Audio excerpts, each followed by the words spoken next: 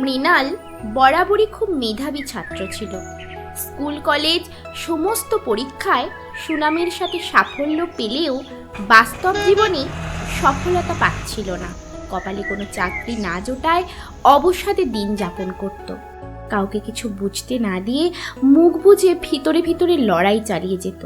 মৃণালের বাবারও তাকে নিয়ে চিন্তার শেষ ছিল না।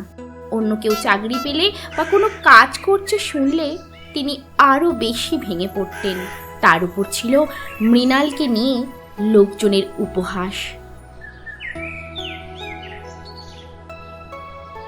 মা, ও মা, কোথায় গেলে? খুব খিদে লেগেছে, কিছু একটু খেতে দাও। ওই এলেন নবাব পুত্তুর। তার কতদিন বাবার ঘাড়ে বসে বসে খাবে?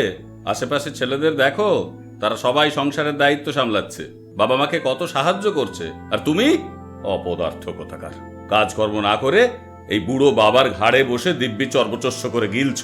চমৎকার! তা সারাটা দিন টোটো করে ঘুরে বেরিয়ে কি পাও? তোমার মতো অপদার্থ ছেলে দুটো আমি দেখিনি। লোকের কাছে জবাব দিতে দিতে আমি ক্লান্ত হয়ে পড়েছি। এবার একটা কাজ দেখে নিজের ভবিষ্যতের কথাটা একটু ভাবো। বাবা হওয়ার জ্বালা তুমি আর কি বুঝবে? যাস না বাবা, শোন, দুটো খেয়ে যা বাবা। যাস না মৃণাল, দিলে তো ছেলেটাকে তাড়িয়ে। ছেলেটাকে এরম বলে তুমি যে কি আনন্দ পাও জানি না বাবু। ও তুমি বুঝবে না সরলা, ও তুমি বুঝবে না।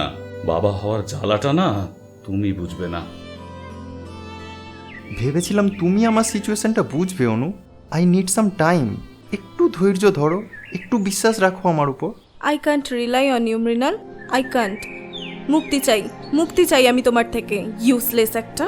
তুমি তাহলে আমাদের সম্পর্কটা থেকে মুক্তি পেতে চাও? বেশ, যেটা তুমি ঠিক মনে করবে। হ্যাঁ, আমি মুক্তি চাই তোমার কাছ থেকে। তুমি যে সারা জীবন অপদার্থ থাকার ঠিকে নিয়েছো সেটা আমি বুঝতে দেরি করে ফেলেছি। আর কতদিন এইভাবে চলবে বলো তো? আমি বাড়িতে কি জবাব দিতাম? তোমার সাথে আমি আমার জীবনটা অন্ধকারে কাটাতে পারবো না। অন্ধকার না থাকলে যে আলোর অস্তিত্ব বোঝা যায় না অনু। ঠিক আছে, এটাই যদি তোমার শেষ সিদ্ধান্ত হয়, আটকাবো না তোমায়। ভালো থেকো।